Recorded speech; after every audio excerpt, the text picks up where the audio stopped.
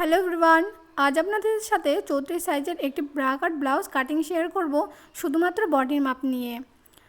খুবই সহজ পদ্ধতিতে ব্লাউজটা কাটিং করব, শুরু থেকে শেষ পর্যন্ত দেখতে থাকুন। প্রথমে ব্লাউজ পিসটাকে দুভাজে পেতে নিয়েছি, এরপর ঝুলের মাপ নেব। আমার এখানে ঝুলের মাপ 13 ইঞ্চ, কিন্তু সেলাইয়ের জন্য আমি এখানে 2 ইঞ্চ এক্সট্রা নিয়ে 15 ইঞ্চ নিয়েছি।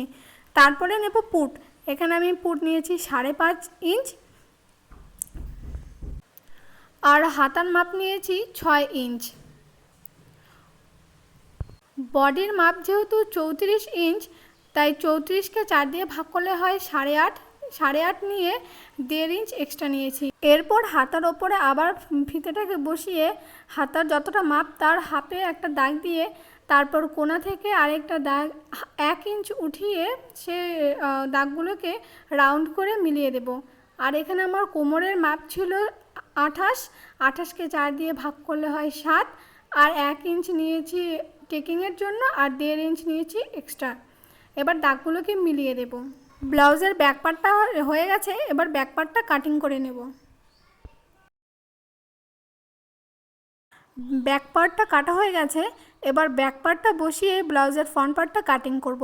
আর এখানে একটা জিনিস নোটিস করলে দেখতে পারবেন যে ব্লাউজের ব্যাক পার্ট কাটার সময় কাপড়টা কিন্তু জয়েন্ট ছিল, আর এখানে ফ্রন্ট পার্ট কাটার সময় কাপড়টা কিন্তু খোলা রয়েছে। সেই খোলা কাপড়টির ওপরেই ব্যাক পার্টটা বসিয়ে সেম টু সেম ড্রয়িং করে নেব। তবে এখানে কিন্তু সামনের দিকে 1/2 ইঞ্চ ওই খোলা সাইডে, আর নিচের দিকে 1 ইঞ্চের মতো আমি বেশি নিয়েছি। ওই সামনের দিকে 1/2 ইঞ্চ বেশি নেওয়ার কারণ হচ্ছে হুক পট্টি আর হুকের ঘর করার জন্য, আর নিচের দিকে ওই বেল্টের জন্য 1 ইঞ্চ বেশি নিয়েছি। এবার ড্রয়িং বরাবর কাপড়টিকে কাটিং করে নেব। এবার ফ্রন্ট পার্টটা কাটিং করব।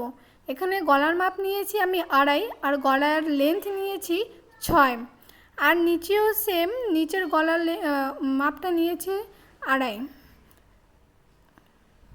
এবার রাউন্ড করে দেব, আর হাতার দিক থেকে 1/2 ইঞ্চ নিয়ে হাতাটাকে একটুখানি ভেতরের দিকে দাগগুলো দিয়ে দেব। এটা হচ্ছে হাতার তালপাটটা কেটে নেব।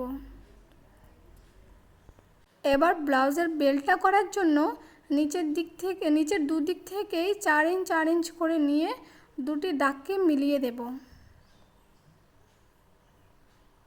তারপর সামনের 4 ইঞ্চ থেকে 1/2 ইঞ্চ তুলে একটুখানি নৌকোর মতো শেপটা দিয়ে দেব। এবার যেখানে নৌকোর মতো শেপটা দেওয়া ছিল সেখান থেকেই 5.5 একটা দাগ দিয়েছি, আর হাতার দিক থেকে 2.5-তে একটা দাগ দিয়েছি, আর গলার দিক থেকে 1 ইঞ্চ ওপরে একটা দাগ দিয়ে এবার এই 3টে দাগকে মিলিয়ে দেব। এবার ব্লাউজটাকে কাটিং করে নেব। কাটিং করে নিয়েছি। দেখো এখানে এস পার্ট আর কোমরের যে বেল্টটা বেরিয়েছে, বেল্টটার এই দুটো জিনিসের ছোট বড় কিছু করার নেই, তাই এখানে ওটাকে সাইড করে রেখেছি। ব্রা কাটের শেপটা দেব।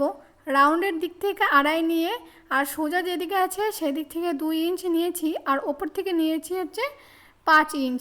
এবার এই সব দাগগুলোকে মিলিয়ে দেব, তারপর হচ্ছে কেটে দেব।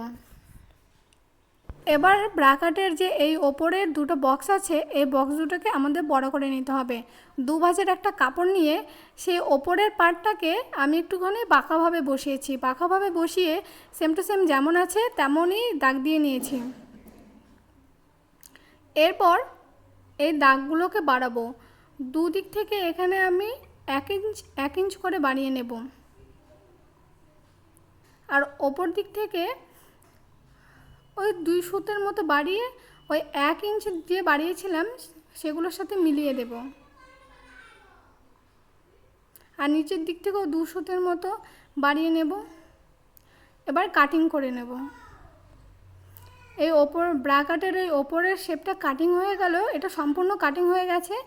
এটাকে আর বাড়াতে হবে না, এটাকে এবার কাটিং করে নেব।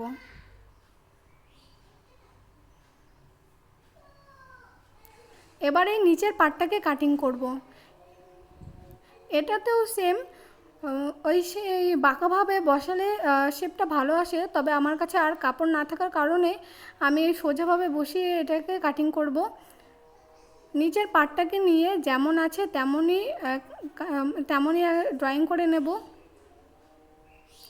তারপর এখানে 4 দিক থেকেই 2 ইঞ্চ 1 ইঞ্চ করে বাড়িয়ে নেব, 4 দিক থেকেই। এবার দাগগুলোকে মিলিয়ে দেব।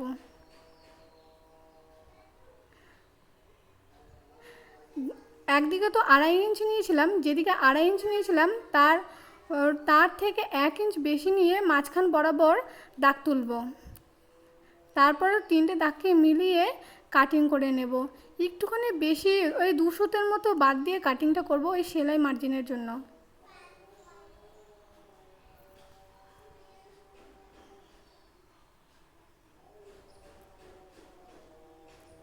দেখো ব্রা কাটার ওপরের ব্রা শেপটা কাটিং করা হয়ে গেছে। এবার হাতাটা কাটিং করব। হাতার এখানে আমি 4 ভাঁজ করে নিয়েছি। হাতার যে মুহুরিটা আছে সেটা আমার হচ্ছে 14 হাফ 7 নিলেই আমার হয়ে যাবে। আর হাতার যে লম্বাটা আছে সেটা আমার হচ্ছে 6, তাই 1 ইঞ্চ বেশি নিয়ে 7-এ দাগ দিয়েছি। আর ওপর থেকে 3 ইঞ্চ নামিয়েছি। আর হাতার যে গোলটা আছে সেটা হচ্ছে 5.5, তার থেকে 1.5 ইঞ্চ এক্সট্রা নিয়ে এবার দাগ দিয়ে নেব। এবার হাতার যে রাউন্ড শেপটা সেই রাউন্ড শেপটা দিয়ে নেব। এইভাবে ওপর দিকে উঁচু আর নিচের দিকে নিচু এইভাবে কিন্তু রাউন্ড শেপ দিলে পরে হাতার যে ফিনিশিংটা সেটা খুবই ভালো আসে। এবার হাতাটাকে কাটিং করে নেব। আর এইভাবে রাউন্ড শেপে কাটলে পরে 1/2 ইঞ্চ বেড়ে যায় কাপড়টা।